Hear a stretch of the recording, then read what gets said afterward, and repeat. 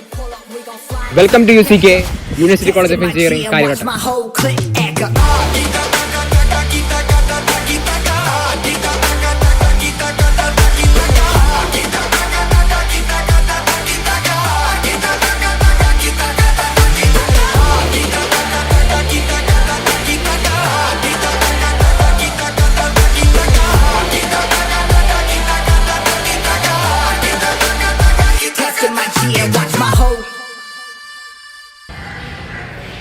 UCKയെ പറ്റി നിങ്ങൾ ആദ്യം അറിയേണ്ട കാര്യം കേരള യൂണിവേഴ്സിറ്റി രണ്ടിൽ വരുന്ന ഒരു എഞ്ചിനീയറിംഗ് കോളേജാണ് UCK. അതോടൊപ്പം കേരള യൂണിവേഴ്സിറ്റി NAC A++ അക്രഡിറ്റേഷനുള്ള യൂണിവേഴ്സിറ്റി കൂടിയാണ്. നമ്മുടെ 350 ഏക്കർ ക്യാമ്പസ് സ്ഥിതി ചെയ്യുന്ന ടെക്നോ പാർക്കിന് അടുത്താണ്. അതുകൊണ്ട് ടെക്നോ പാർക്കിൽ വരുന്ന ഇവൻറ്റ്സിനും കാര്യങ്ങളൊക്കെ ആക്സസ് ഉണ്ടെങ്കിൽ നിങ്ങൾക്ക് അതിന് പോകാം. പിന്നെ അതോടൊപ്പം തന്നെ കഴക്കൂട്ട സിറ്റിയുടെ അടുത്താണ് നമ്മുടെ ക്യാമ്പസ് ഇരിക്കുന്നത്. അതുകൊണ്ട് കുറച്ച് ലൈഫും കാര്യങ്ങളൊക്കെ ഉണ്ട്. പിന്നെ തിയേറ്റേഴ്സ് ഉണ്ട്. ഗ്രീൻഫീൽഡ് സ്റ്റേഡിയത്തിൻ്റെ അടുത്താണ് നമ്മുടെ ക്യാമ്പസ് ഇരിക്കുന്നത്. പിന്നെ കുറേ മന്തി കടയുണ്ട്. സിലബസിനെ പറ്റി പറയുമ്പോൾ നമ്മുടെ KTUവിൻ്റെ സെയിം സിലബസ് തന്നെയാണ് കേരള യൂണിവേഴ്സിറ്റി ഫോളോ ചെയ്യുന്നത്. നമുക്കിനി UCKയുടെ പ്രിൻസിപ്പളായിട്ട് സംസാരിച്ച് നോക്കാം. അപ്പോൾ സാർ, നമ്മുടെ UCKയിലേക്ക് വരാൻ വേണ്ടി കുറേ പേര് ആഗ്രഹിക്കുന്നവരുണ്ട്. അവരുടെ അടുത്ത് സീനിയേഴ്സിൻ്റെ അടുത്ത് ചോദിച്ച് പിന്നെ അലോട്ട്മെൻറ്റ് വെച്ചവരുണ്ട്. അപ്പോൾ അവരുടെയൊക്കെ സാറിന് എന്താണ് പറയാനുള്ളത് UCKയിലേക്ക് വരുന്നതിനെ പറ്റി? നമ്മുടെ college university engineering college university നേരിട്ട് നടത്തുന്ന ഒരു കോളേജാണ്. അതിന് അഫോർഡബിൾ ഫീസാണ് എന്നുള്ളൊരു പ്രത്യേകതയാണ്. പിന്നെ ഇവിടെയുള്ള അധ്യാപകർ വളരെയധികം എക്സ്പീരിയൻസ്ഡ് മിനിമം 10 വർഷം എക്സ്പീരിയൻസ് ഉള്ളവരേ ഉള്ളൂ അധ്യാപകരായിട്ട് കൂടുതൽ. അതൊരു ടീച്ചിങ്ങിന് വലിയ ഒരു ആംബിയൻസ് സൃഷ്ടിക്കുന്നു. പിന്നെ നമ്മൾ നോക്കിക്കഴിഞ്ഞാൽ NAC അക്രഡിറ്റേഷനുള്ള യൂണിവേഴ്സിറ്റിയാണ്. യൂണിവേഴ്സിറ്റി നേരിട്ട് നടത്തുന്ന കോളേജാണ്. പിന്നെ ജോലി സാധ്യതയുടെ കാര്യത്തിൽ മുൻപന്തിയിൽ നിൽക്കുന്നു. ടെക്നോ പാർക്കിന് സമീപമാണ് കോളേജ്. അതുകൂടാതെ ഈ വർഷം മുതൽ നമ്മൾ സോഫ്റ്റ്വെയർ ജോബ് അല്ലാതെ ടെക്നിക്കൽ ആയിട്ട് നോക്കുമ്പോൾ academic jobs public sector jobs, higher studies, ഇതിനെല്ലാം കുട്ടികൾക്ക് എൻകറേജ് ചെയ്യാനായിട്ട് അവർക്ക് പ്രീ പ്ലേസ്മെൻറ്റ് ട്രെയിനിങ് കൂടാതെ അതിനകത്ത് കോച്ചിങ് കൊടുക്കാൻ ഈ വർഷം ഉദ്ദേശിക്കുന്നു. ഈ വർഷം ഇപ്പം അലോട്ട്മെൻറ്റ് കഴിഞ്ഞു. അത് 250 സീറ്റാണ് നമുക്കുള്ളത്. അത് 250 അടുത്ത് ആൾക്കാർ അതിനകത്ത് ഒക്യുപ്പ് ചെയ്തിട്ടുള്ളൂ.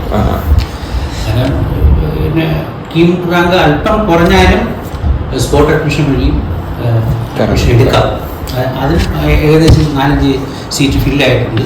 അത് ടീം അഡ്മിഷൻ എല്ലാം ക്ലോസ് ചെയ്ത് കഴിയുമ്പോൾ ഏതാനും സീറ്റ്, ഒരു 4-5 സീറ്റെങ്കിലും ഒഴിവ്.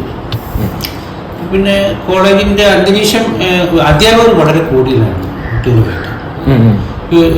നല്ല ഒരു കോണ്ടാക്റ്റാണ് ഉള്ളത്. അവർ ടീച്ചിങ്ങിന് നല്ലൊരു ആംബിയൻസാണ് ഉള്ളത്. അത് ഈ കേരള യൂണിവേഴ്സിറ്റിയുടെ ഡിഗ്രി ആണ് നമ്മൾ അവാർഡ് ചെയ്യുന്നത്. എന്തുകൊണ്ടും നിങ്ങൾ എല്ലാവരും ഇവിടെ അഡ്മിഷൻ എടുക്കണം. Thank you sir. എന്തായാലും UCKയെ പറ്റി ഉള്ള ഡൗട്ടൊക്കെ ഏകദേശം അതാണ്. UCKയിൽ നമുക്ക് 3 ഡിപ്പാർട്ട്മെൻറ്റാണുള്ളത്: CSE, EC ആൻഡ് IT. ഇതാണ് നമ്മുടെ ക്ലാസ്.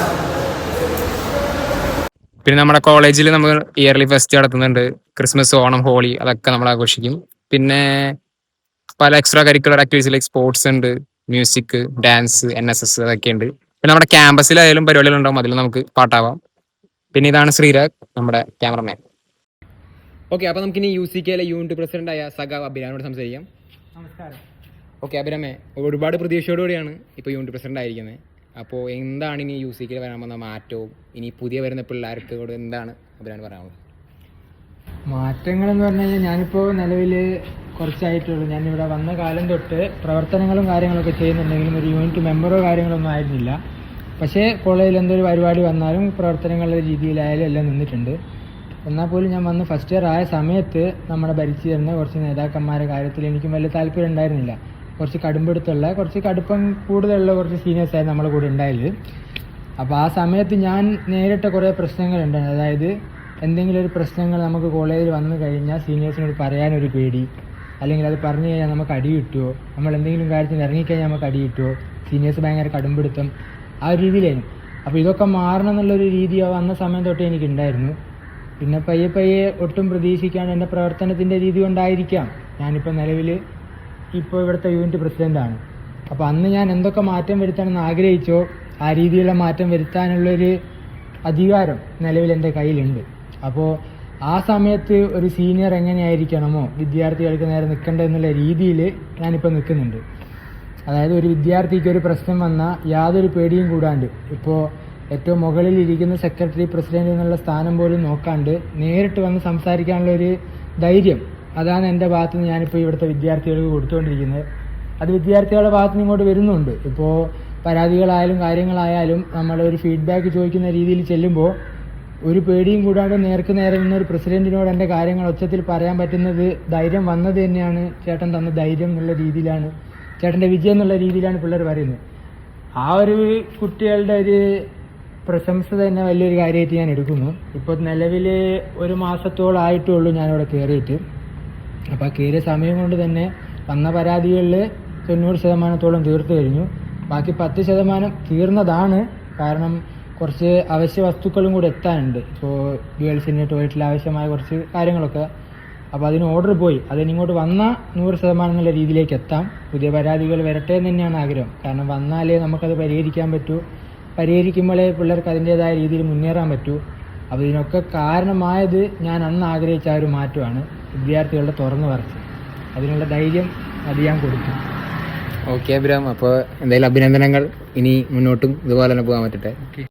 ഇതാണ് നമ്മുടെ UCK ലൈബ്രറി. നമുക്കിവിടെ എല്ലാ ഡിപ്പാർട്ട്മെൻറ്റുകളുടെ ടെക്സ്റ്റ് ബുക്സ് അവൈലബിൾ ആണ്. ഇതുപോലാതെ നമുക്ക് 12 മണി വരെ പ്രവർത്തിക്കുന്ന ലൈബ്രറി ക്യാമ്പസിലുണ്ട്. ഇതാണ് നമ്മുടെ ക്യാമ്പസ് ലൈബ്രറി. ഇവിടെ 12 മണി വരെ ഓപ്പൺ ആയിരിക്കും. നമുക്കിവിടെ ഒന്ന് പുസ്തകം എടുത്ത് പഠിക്കാം. പിന്നെ അതുപോലെ തന്നെ നമുക്കിവിടെ ഇൻ്റർനെറ്റ് യൂസ് ചെയ്യാം, കമ്പ്യൂട്ടറും കാര്യങ്ങളൊക്കെ ഉണ്ട്, നമുക്ക് യൂസ് ചെയ്യാവുന്നതാണ്. ഓക്കെ, നമുക്കിനി നമ്മുടെ സ്പോർട്സ് കൺവീനറായിട്ട് സംസാരിക്കാം. ആദിത്യ. ഓക്കെ, ഇതാണ് ആദിത്യൻ, നമ്മുടെ സ്പോർട്സ് കൺവീനറാണ്. ഓക്കെ, ഇപ്പോൾ നമ്മുടെ UCKയിൽ പല ആക്ടിവിറ്റീസ് നടക്കുന്നുണ്ട്. ഇപ്പോൾ കറന്റ് എങ്ങനെയാണ് നമ്മുടെ സ്പോർട്സ് നമ്മുടെ UCKയുടെ സ്റ്റാറ്റസ്? നമ്മളിപ്പോൾ കറന്റ് നടക്കുന്നതെന്ന് പറഞ്ഞാൽ വേൾഡ് കപ്പ് റിലേറ്റഡ് ആയിട്ട് ഫുട്ബോൾ ലീഗ്, അതായത് ഓരോ രാജ്യങ്ങളെ റെപ്രസെന്റ് ചെയ്തിട്ട് നമുക്ക് 10 ടീമുണ്ട്. അത് വെച്ചിട്ട് നമ്മൾ വേൾഡ് കപ്പിന്റെ റിലേറ്റഡ് ആയിട്ടുള്ള ഒരു ഫുട്ബോൾ ലീഗാണ് നടക്കുന്നത്. നോക്കൗട്ട് രീതിയിൽ തന്നെ എങ്ങനെയാണോ വേൾഡ് കപ്പ് നടക്കുന്നത് അതേ രീതിയിൽ ട്രോഫിയും അതേ രീതിയിലുള്ള പുരസ്കാരങ്ങളൊക്കെ കൊടുത്തിട്ടാണ് നമ്മൾ ഫുട്ബോളിന്റെ കാര്യത്തിൽ അങ്ങനെ. ഇനി നമ്മൾ ഇതിന് മുമ്പ് നടത്തിയതെന്ന് പറയുന്നത് ടെക്നോ വോളി ലീഗ് എന്ന് പറയുന്നത്, അതായത് വോളിബോളിന്റെ ലീഗ്. അത് ഇതേപോലെ തന്നെ നമുക്ക് 6 ടീം ഉണ്ടായിരുന്നു. നമ്മളത് സക്സസ്ഫുള്ളി നമ്മളത് വൃത്തിക്ക് നടത്തി. അതിൽ തന്നെ വേറൊരു കാര്യം എന്ന് പറഞ്ഞാൽ നമുക്ക് യൂണിവേഴ്സിറ്റി സ്പോർട്സ് ഉണ്ട്. യൂണിവേഴ്സിറ്റി സ്പോർട്സിന് നമ്മൾ എന്ത് ചെയ്യുന്നത് വെച്ചാൽ റെപ്രസെന്റ് ചെയ്യണം. നമ്മളെ കോളേജിൽ നിന്ന് മാക്സിമം ഉള്ള റെപ്രസെൻറ്റേഷൻ എന്ന് പറയുന്നത് ഈ സ്പോർട്സിന്റെ റിലേറ്റഡ് ആയിട്ട് വരുന്നതിൽ നമ്മൾ നോർമലി നടത്തുന്നത് എങ്ങനെയാണെന്ന് വെച്ചാൽ, ഇപ്പോൾ ഒരു ലീഗ് നമ്മൾ കോളേജിൽ നടത്തും. അതായത് യൂണിവേഴ്സിറ്റി സ്പോർട്സ് വരുന്നിട്ട് നമ്മളൊരു ലീഗ് നടത്തും. ഒരു ലീഗ് നടത്തുമ്പോൾ എന്താകുന്ന വെച്ചാൽ ആ ലീഗിൽ നല്ല രീതിയിൽ കളിക്കുന്ന കുറച്ച് പ്ലേയേഴ്സിനെ എടുത്തിട്ട്, അതായത് ഒരു എന്താ പറയുക മറയില്ലാണ്ട് ആ പ്ലേയേഴ്സിനെ എടുക്കുക. നല്ലോണം ആരൊക്കെ പെർഫോം ചെയ്യുന്ന എല്ലാവരും എടുത്തിട്ട് അവരെ വെച്ച് പ്രാക്ടീസ് ചെയ്തിട്ട് നമ്മൾ എന്ത് ചെയ്യുന്നത് വെച്ചാൽ അവരെ യൂണിവേഴ്സിറ്റി ടീമിനെ റെപ്രസെൻറ്റ് ചെയ്യിപ്പിക്കും. അപ്പോൾ വോളിബോൾ ആണെങ്കിലും നമ്മൾ മെയിൻലി നടത്തുന്ന ലീഗാണ് വോളിബോൾ, എന്താ പറയുക techno soccer league, football league, പിന്നെ ടെക്നോ പ്രീമിയർ ലീഗ് എന്ന് പറഞ്ഞാൽ ക്രിക്കറ്റ് ലീഗ്. ഇത് 3 നമ്മൾ മെയിൻലി കൊണ്ടുപോകുന്നത്.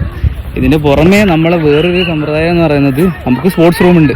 നമുക്ക് സ്പോർട്സ് റൂമിൽ എന്താണെന്ന് വെച്ചാൽ ആക്റ്റീവായിട്ട് അതിലിപ്പോൾ ബാഡ്മിൻ്റൺ ആണെങ്കിലും ചെറിയ ചെറിയ ഗെയിംസിൻ്റെ സംഭവങ്ങളാണെങ്കിലും നമ്മൾ അതിൽ വെച്ച് നമ്മളൊരു റേസർ വെച്ച് നമുക്ക് രാവിലെ 9 മണി മുതൽ 6 മണി വരെ നമ്മൾ എന്ത് ചെയ്യുന്നത് വെച്ചാൽ അത് എന്താ പറയുക ഓപ്പൺ ആയിരിക്കും, ആർക്കും കയറാം. അതായത് നമ്മളെ കോളേജിൽ പഠിക്കുന്ന എന്താ പറയുക എല്ലാ വിദ്യാർത്ഥികൾക്കും എന്താ പറയുക സ്പോർട്സ് റൂമിൽ സാധനങ്ങൾ എടുത്ത് എന്താ പറയുക അവർക്ക് വേണ്ട രീതിക്ക് പ്രാക്ടീസ് ചെയ്യാം. ഓക്കെ, നമ്മളിപ്പോൾ കറന്റ് പോയിക്കൊണ്ടിരിക്കുന്നത്.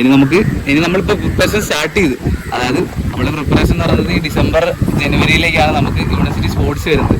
അപ്പോൾ അതിന് വേണ്ടിയുള്ള പ്രിപ്പറേഷൻ നമ്മൾ ഓൾറെഡി സ്റ്റാർട്ട് ചെയ്തു. ക്രിക്കറ്റിൻ്റെ ഭാഗത്തുനിന്നാണെങ്കിൽ വോളിബോളിൻ്റെ ഭാഗത്തുനിന്നാണെങ്കിൽ ബാഡ്മിൻ്റൻ്റെ ഭാഗത്തുനിന്നാണെങ്കിൽ നമ്മളത് സ്റ്റാർട്ട് ചെയ്തു. നമ്മൾ എല്ലാ കൊല്ലവും പോയിക്കൊണ്ടിരിക്കുന്ന ലീഗുകളിൽ നമ്മൾ ഇപ്രാവശ്യം കുറച്ചും കൂടി എന്താ പറയുക എഫേർട്ട് ഇട്ടിട്ട് ശ്രമിച്ചു നോക്കുക. റിസൾട്ട് എന്താണെന്ന് നോക്കാം. നമ്മൾ നല്ല രീതിക്ക് മുന്നോട്ട് പോകുന്നുണ്ട് ഇപ്പോൾ എന്തായാലും. ഓക്കെ, ഇനി പ്ലേസ്മെന്റിനെ കുറിച്ച് പറയുമ്പോൾ നമ്മുടെ കോളേജിൽ 3 LPA 4 LPA 5 LPA റേഞ്ചിലുള്ള പാക്കേജസ് ആണ് വരുന്നത്. നമ്മുടെ കോളേജ് ഒരു ടയർ 3 കോളേജാണ്. അപ്പോൾ അതിൻ്റേതായ ഒരു ലെവലിലാണ് ഇവിടുത്തെ പ്ലേസ്മെന്റ് കാണുള്ളൂ. പിന്നെ നമ്മുടെ കോളേജിൽ വൈഫൈ ഉണ്ട്, എല്ലാ സ്റ്റുഡൻസിനും ഫ്രീ വൈഫൈ ഉണ്ട്. ഞങ്ങൾ കോളേജിൽ വന്നു കഴിയുമ്പോൾ നിങ്ങൾക്ക് ഒരു യൂസർ നെയിം പാസ്വേഡ് കിട്ടും. അത് വെച്ച് നിങ്ങൾക്ക് നമ്മുടെ ക്യാമ്പസിൽ എവിടെ ആയാലും ഈ വൈഫൈ ആക്സസ് ചെയ്യാൻ പറ്റും. പിന്നെ ഹോസ്റ്റലിൻ്റെ കേസ് കുറച്ച് പേര് ചോദിച്ചിരുന്നു. ഹോസ്റ്റലിൻ്റെ കേസ് നമ്മുടെ കോളേജിൽ എഞ്ചിനീയറിംഗുകാർക്ക് ഹോസ്റ്റൽ കൊടുക്കുന്നില്ല. നമ്മുടെ ക്യാമ്പസിൽ കുറേ ഡിപ്പാർട്ട്മെന്റ് ഉണ്ട്, അതിലുള്ള ബാക്കിയുള്ള ഡിപ്പാർട്ട്മെന്റ്സിന് അവിടെ ഹോസ്റ്റൽ പ്രൊവൈഡ് ചെയ്യും. പക്ഷേ എഞ്ചിനീയറിംഗിന് ഇതുവരെ ഹോസ്റ്റൽ അവിടെ പ്രൊവൈഡ് ചെയ്യുന്നില്ല.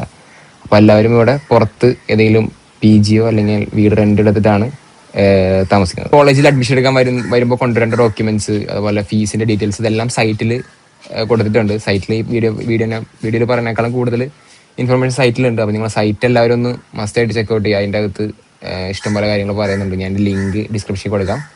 ഇനി ബാക്കി വീഡിയോ കണ്ടിട്ടോ. ഹലോ, അപ്പോൾ ഇനി നമുക്ക് നമ്മുടെ കോളേജിൽ കുറേ ക്ലബ്ബുകളുണ്ടെന്ന് പറഞ്ഞു. അപ്പോൾ വൺ ഓഫ് ദി ബെസ്റ്റ് ക്ലബ്ബായ മ്യൂലാൻ UCKയുടെ ലീഡായിട്ട് സംസാരിക്കാം. അപ്പോൾ നമ്മുടെ മ്യൂലാൻ UCK ലീഡ് ചേതസ് നമ്മളൊപ്പം ഉണ്ട്. അപ്പോൾ ചേതസ്, ഇപ്പോൾ നമ്മുടെ കോളേജിൽ കുറേ ക്ലബ്ബുകളുണ്ട്. നീ ഇപ്പോൾ ഒരു ക്ലബിൻ്റെ ലീഡാണ്. അപ്പോൾ ഈ ക്ലബ്ബുകൾ എല്ലാം നമ്മുടെ കോളേജിലെ വിദ്യാർത്ഥികൾക്ക് എന്ത് അവസരങ്ങളാണ്, അല്ലെങ്കിൽ എന്താണ് ഉറപ്പ് പറയുന്നത്?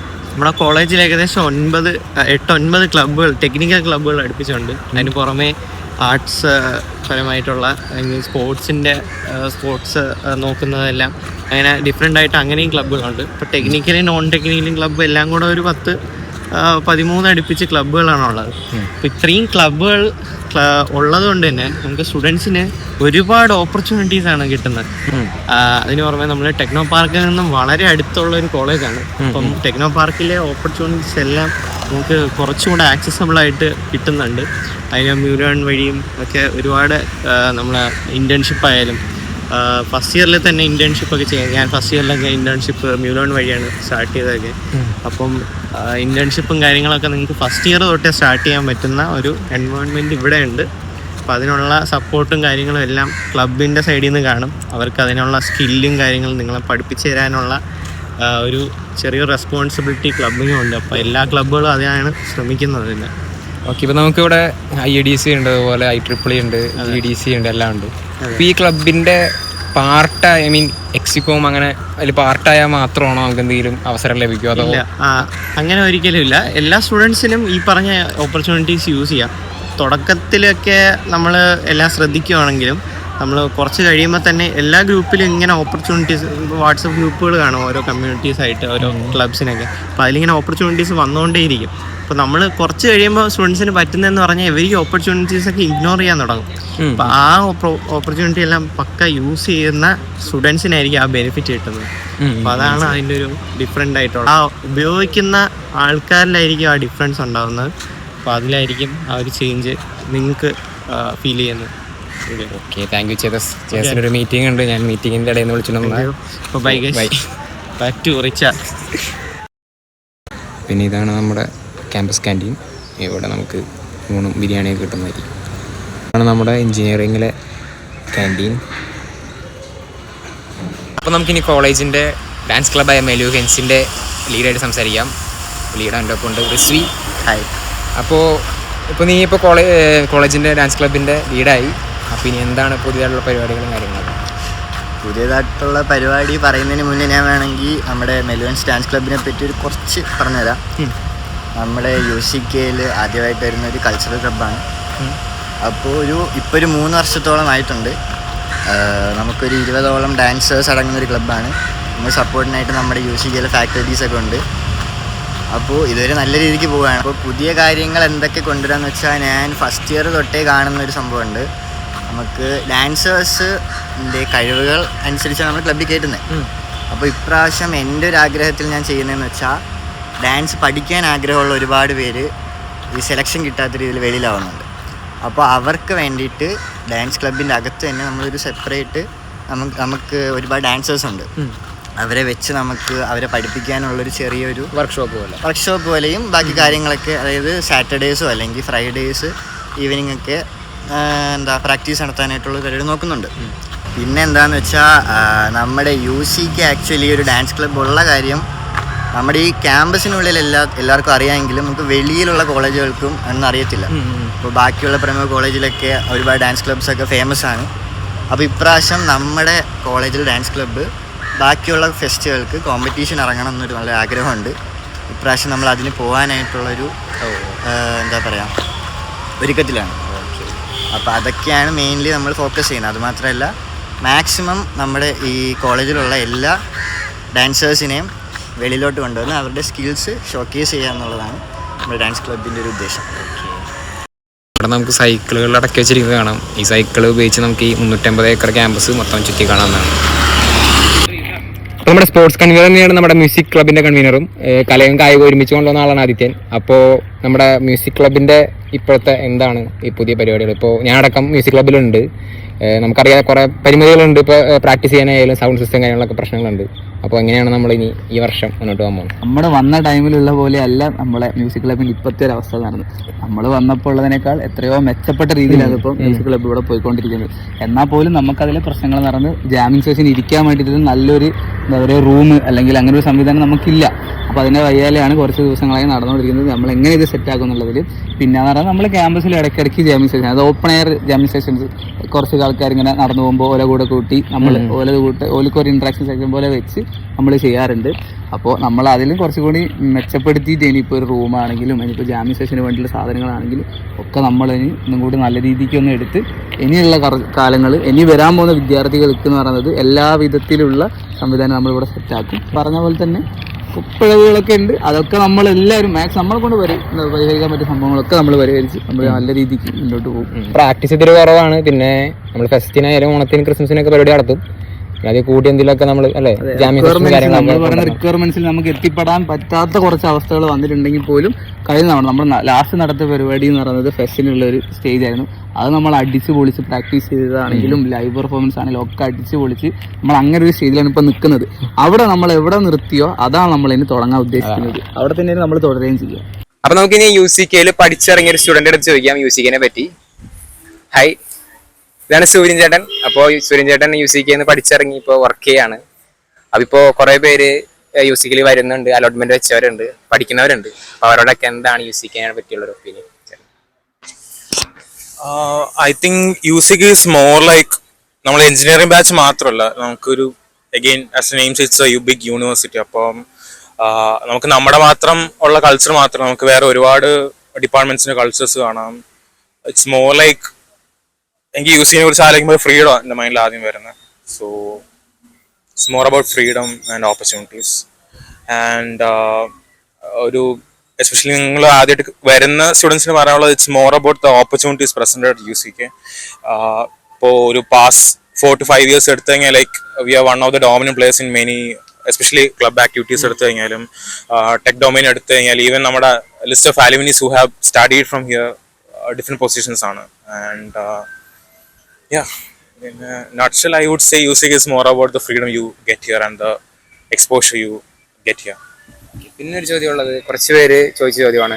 ഇവിടെ UCKയിൽ പഠിച്ചിറങ്ങി കഴിഞ്ഞ് കഴിയുമ്പോൾ ഒന്ന് പ്ലേസ്മെന്റിനെ പറ്റി, അല്ലാതെ ഒരു PGക്ക് ചെയ്യുന്നവരുണ്ട്. അപ്പോൾ അവർക്ക് എന്തെങ്കിലും ബുദ്ധിമുട്ടുണ്ടോ? പിന്നെ പുറത്തേക്ക് പോകാൻ നോക്കുന്നവരുണ്ട്, ഓസ്ട്രേലിയ, ജർമ്മനി പോകുന്നവരുണ്ട്. അപ്പോൾ അവർക്കും ഇപ്പോൾ ഈ കേരള യൂണിവേഴ്സിറ്റി പഠിച്ചിറങ്ങിയതുകൊണ്ട് എന്തെങ്കിലും ബുദ്ധിമുട്ടുണ്ടാവുമോ കാര്യങ്ങളൊക്കെ? ഓക്കെ, ഒന്ന് ഐ പേഴ്സണലി നോ ഇതിൽ CS പഠിച്ച ആൾക്കാർ കാണും, ബയോ എടുത്ത ആൾക്കാർ കാണും. But okay, first clear that anyway you chose engineering, right? So we like stick on to that decision first. നിങ്ങൾക്ക് ഒരു ഓപ്പർച്യൂണിറ്റി ഉണ്ട് ഇവിടെ, അതുകൊണ്ടാണ് നിങ്ങൾ ഇതാദ്യം ലൈക്ക് ഒരു അറ്റ്ലീസ്റ്റ് ഫോർ ഒരു സെക്കൻഡ് ആയിട്ട് ചൂസ് ചെയ്തത്. അപ്പോൾ I think that's a good thing. But again second, Kerala university is already accredited to like നമ്മളൊരു IITinsന്റെ ഇക്വലന്റ് ആണ് യൂണിവേഴ്സിറ്റി ഓഫ് കേരള എന്ന് പറയുന്നത്. അപ്പോൾ എസ്പെഷ്യലി നിങ്ങൾ പുറത്ത് പോകുമ്പോൾ അതൊരു ബിഗ് ഗെയിൻ ആണ്. Certificate it's a big gain. അതുകൊണ്ട് സപ്ലൈ ഒന്ന് വരുത്താണ് നോക്കുക. പിന്നെ related to placements, I think it's a നമ്മളൊരു ടോപ്പ് ഒരു Tier 3 ക്യാമ്പസ് ആണ്, ലെറ്റ്സ് ബി റിയൽ. ബട്ട് അത് ആണെന്ന് വെച്ചിട്ട് വി ആർ നോട്ട് എന്താ പറയാ എക്സ്പോഷറിനൊന്നും കുറവ് വരുന്നില്ല. അഗെയിൻ നമുക്ക് placements compare to other big campus നമുക്ക് ഇത്തിരി കുറവാണ്. Tier 1, Tier 2, Tier 3 ഇങ്ങനെ ഒരു problem. We belong to Tier 3. So അതിന്റെ കുറവുണ്ട്. Don't expect Apple and Google to come here, let's be realistic. But നിങ്ങൾ എഞ്ചിനീയറിംഗ് കയറുമ്പോൾ എനിക്ക് പറയേണ്ട ഒരു കാര്യം, ഒന്ന് എഗെയിൻ നിങ്ങൾ വലിയ ഏത് ക്യാമ്പസ് എടുത്താലും ഇറ്റ്സ് ജസ്റ്റ് എ ബിൽഡിംഗ്. അതിൻ്റെ അകത്തുനിന്ന് പഠിച്ചുകൊണ്ടിരിക്കുന്ന ആൾക്കാരും പഠിച്ച് ഇറങ്ങിക്കഴിഞ്ഞ ആൾക്കാരുമാണ് makes the campus, and their legacy is what makes the campus it is. അപ്പം again to answer your question, അധികമൊന്നും ചിന്തിക്കണ്ട, just go with the flow. You have everything here.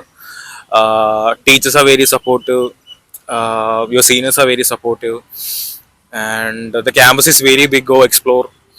There are many stuffs to do actually. Thank you Suraj ചേട്ടൻ, നമുക്ക് ഇത്ര time കിട്ടിയാൽ. സൂരജ് ചേട്ടൻ ഇപ്പോൾ work ചെയ്യണം, അതോടൊപ്പം ട്രിപ്പൊക്കെ പോയി വന്നോളൂ.